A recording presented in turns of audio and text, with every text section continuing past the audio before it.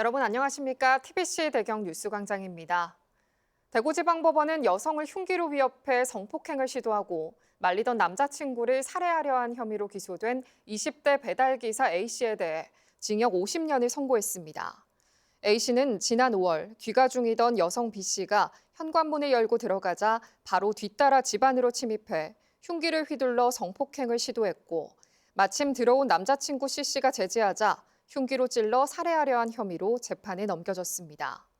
재판부는 피해자들이 참혹하고 끔찍한 피해를 입었고 평생 치유하기 어려운 고통 속에 살게 됐지만 피고인은 용서받지 못했고 피해 회복에 나서지 않았다고 양형 이유를 밝혔습니다.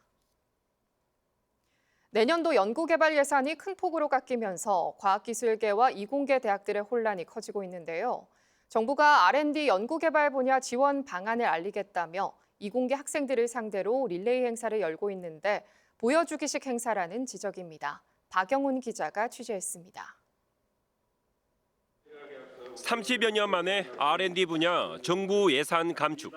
내년도 연구개발 예산이 16% 넘게 줄면서 이공계 대학에는 걱정과 불안이 커지고 있습니다. 액체헬륨 같은 경우는 되게 비용이 비싸가지고 일주일 하는데 한 400만 원 정도 드는 실험이어가지고 아무래도 그런 실험들은 좀 지금 많이 못하고 있습니다. 학생 연구자들은 예산 삭감이 당장 연구활동이나 생계와 직결된 문제라며 정부가 기초과학 분야 지원에 역행하고 있다고 지적합니다. 밤을 새고 이런 부분에 대해서 그거에 비해서 인건비는 아무래도 조금 기업에 비해서는 적다 보니까 그런 부분들이 일단 제 기준에서는 좀 개선이 조금 더 되면은 좋겠다.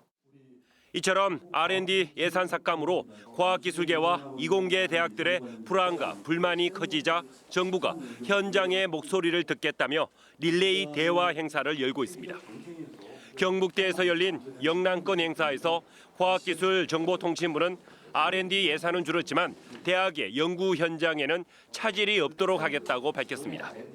청년 연구자들이 전혀 차질이 없도록 지원을 할 것이고 그거에 대해서는 예산뿐만 아니라 인건비 지원이나 이런 제도에 대해서도 궁극적으로는 좀 선진적인 제도가 될 수 있도록.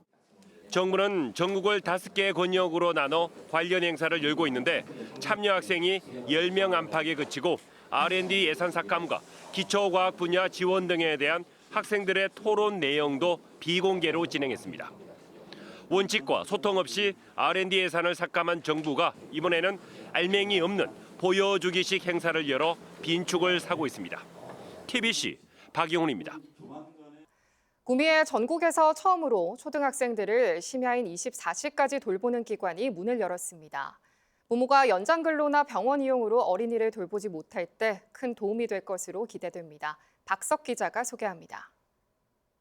한국에서 처음 구미에 문을 연 24시 마을 돌봄터입니다. 부모가 연장 근로나 병원을 이용할 때 이곳에 초등학생을 맡기면 상주하고 있는 전문 인력이 돌봐줍니다. 심야인 24시까지 운영되고 구미 지역 어린이는 누구나 이용할 수 있어 바쁜 부모들의 돌봄 공백을 메우는데 역할이 기대됩니다. 타 지역에서 이쪽으로 이제 결혼을 해서 왔기 때문에 애가 아직 1학년이니까 돌볼 사람이 없어요. 그래서 집하고도 가깝고 그래서 이제 가까운데 애를 맡기니까 너무 부담도 없고.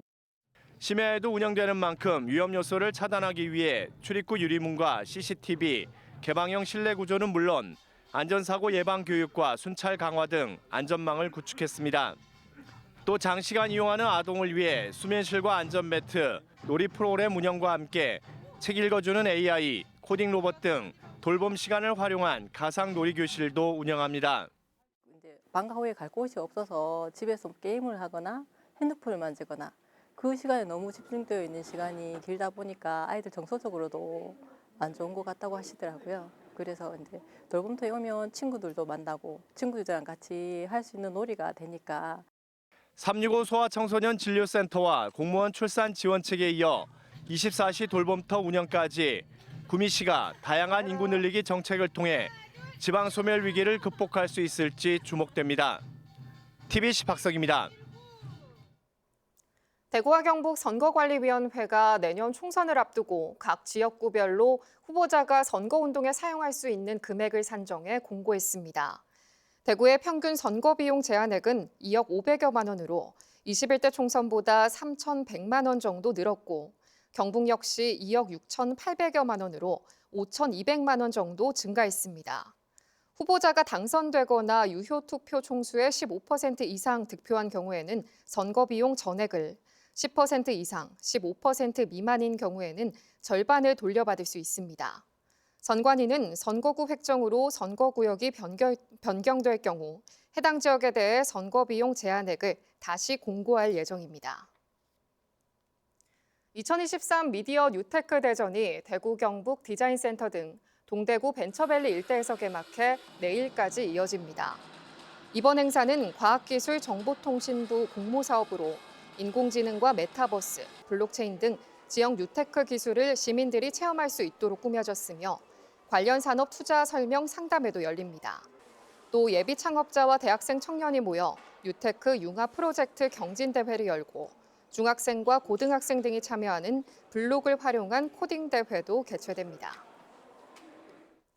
경북 희망 2024 나눔 캠페인이 이웃 돕기 성금 164억 6천만 원 모금을 목표로 내년 1월 말까지 2달 동안 이어집니다. 경북도와 경북사회복지공동모금회는 올해는 목표액을 15% 초과한 175억여 원을 모금했는데 내년에도 어려운 이웃이 희망을 가질 수 있도록 동참을 당부한다고 밝혔습니다. 대구와 경북 지역은 오늘 밤 대체로 맑겠고 내일은 구름 많겠습니다.